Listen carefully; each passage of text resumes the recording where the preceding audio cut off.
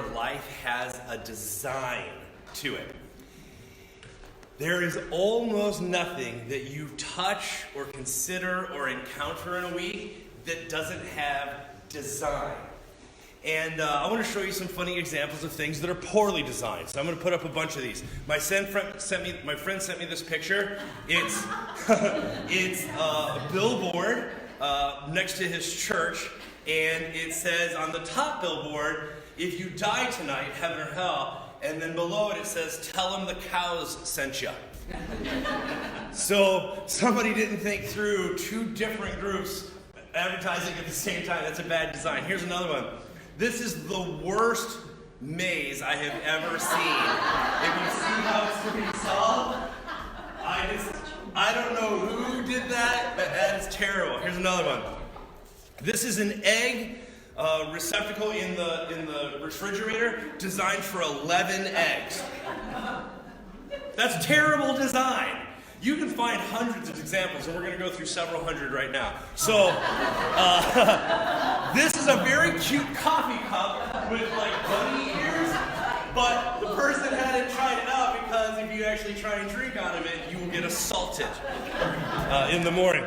This is a sweater, hoodie, sweatshirt that somebody didn't think through that you may not wear it with the hood up, and it would send the opposite message it was meant to send. This is poorly designed. Here's a keyboard that lights up everywhere except where you need it. Imagine typing on that. You'd have to be pretty confident with your finger spacing to get that right. Here is a physical book, an actual book that I don't understand how you would listen to the audio, but it included a built-in and embedded play function. That's poorly designed. Here is carpet on the side of a toilet and tub combo. I think that's a poor design. But even nature has design to it. This is an actual line in Portland where they have drawn the line between the agricultural zone and a building zone. And you can find these, if you go on Google Earth, you can find these all around Portland. So what I want you to hear me say is, even the way we interact with nature has a design to it. You may say, well, what about Mount Hood? That's just natural. But the way we access it, whether it's the roads or the trailheads or the ski slopes, the towns around it, the way we interact with nature, even that has design to it. Literally every single thing in your life has design built in. But often you and I don't notice it unless it's poorly designed. That's when it really stands out. When something works the way it's supposed to, we barely notice. It's when something's amiss and it's not right that it really stands out, right? I've joked before about parking lots that are well designed. You don't even think about the parking lot. You just think about getting a good spot. But if you ever try and go in a poorly designed parking lot, you notice, what is up with how are you even supposed to use this place, right? Whatever it is, there's tons of examples. And so I want to walk you through a few as they apply to us here today. Our week together has a design to it. Now, no one is expected to participate in every single thing that happens during the week, but I just want you to know that we have tried to thoughtfully design a week around here in a way that gives everyone an opportunity to participate and hopefully empowers them in the faith that happens outside of here.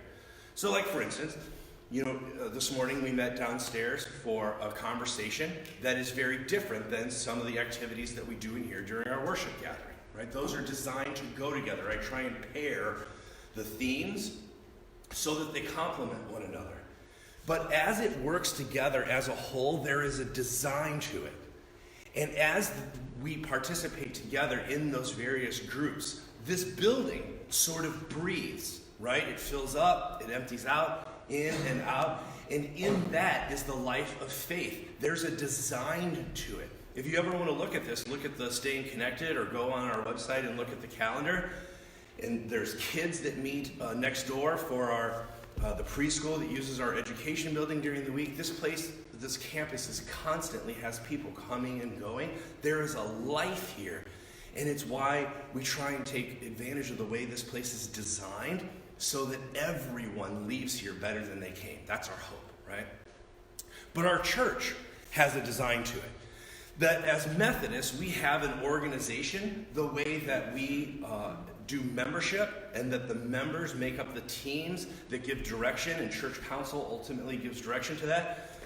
It's a unique shape, a design, because I, as the pastor, am not a member of this church. I am a member of a bigger body called the Oregon-Idaho Conference. So when we talk about Vermont Hills, we're really talking about you. Methodism is designed so that the people are the church. And that's very intentional, and I think it's very beautiful. Our denomination has a design to it in the way that the smaller regional groups are made up and configured to form a larger body, and that there's a structure of orders in there with elders and deacons. I'm a licensed local pastor. There are lay people and at various levels of empowerment, and they actually make up the denomination. It has a design to it, and there's something really beautiful about that. If you are interested, we can talk more about that. But I want to talk about our Sunday. So when we gather here, I don't know if you have noticed, but not every week is exactly the same. Has anyone picked up on that? Some of you? Oh, okay. Some of you are on autopilot and you haven't picked up on this. And we're glad you're here. But I change around not only the order of our worship every month, but I change around our furniture every week, and we change up our theme because there's a design to it. I try and be very intentional about when we're together, what are we hoping happens, and how do we get that done? And so I'll just give you a little, for example. If you've noticed that our breakout conversations, our smaller conversation groups, they come at a different point in the gathering depending on what we're talking about. So sometimes they're up front, like an icebreaker. I always try during the Christmas season, because we're going to have new visitors, to have just nice icebreakers up at the beginning, like what's your favorite Christmas movie, or what's your favorite Christmas song, just something to get us started, right? And there are other weeks, like this week, where we're going to talk about the idea that I present in the sermon, or homily, or whatever you want to call it, the lesson. But there are other times where we have the conversation at the end of the gathering to say, what do we want to do with this? What does this look like on the ground? And so I'm trying to be very intentional about the design of our Sunday gatherings to say, depending on what we're hoping to accomplish, where does that conversation element? Who's coming to the table? How do we facilitate that? All sorts of things. And so you'll notice going forward that there's a definite design to what happens when we meet together. Our opening song is always a hymn out of the hymn book. Our middle song is a rotation song that we sing every month. And our closing song is a new song that has been written in the last 20 years, right? So there's a design to that, the way that we engage music to facilitate our corporate worship. I try and make it so that every element has a distinct design to accomplish the thing that we're hoping to do with it. Any questions on that, by the way? Oh, good. I didn't give much time for that. And then the last thing I want to talk about, and this is our conversation topic for today, is there is a spirituality that we're hoping for. And here's what I want you to hear me say. Spirituality does not happen by default. It is not simply organic and develops all on its own. It has to be designed. There's an intentionality to spirituality. So when people say that I'm spiritual but not religious, so often it feels sort of by default, right? That there needs to be an intentionality that says we cultivate. We're gardeners who work with the soil to bring about good fruit. And there's a design to that. So here's what I'm going to ask you to do. On your coffee tables around the space are some colored sheets of paper, or yellow or green or blue, and there's some markers there. And I would like you, either in conversation with one other person or maybe in a small group, I want to ask you this question. Brian, if you could put up the question. What elements would you like to see in your spirituality? Right? So if we're going to design this together as a congregation, if we're going to work on this as a group, what elements do we want to make sure are in the mix? Or here's another way of saying it. If we're going to make a meal together, what things would we like to see on the table?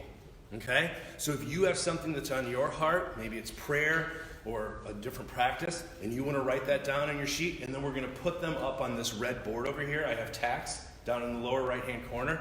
Please only use the tacks for putting the pieces of paper up on the board. That's what they're designed for. And not for poking your neighbor, Lori. I would like to know if we together are working out our faith, what things do we want to make sure make up the elements that go into our spirituality? That's what we're going to work on today. Let's break up and talk.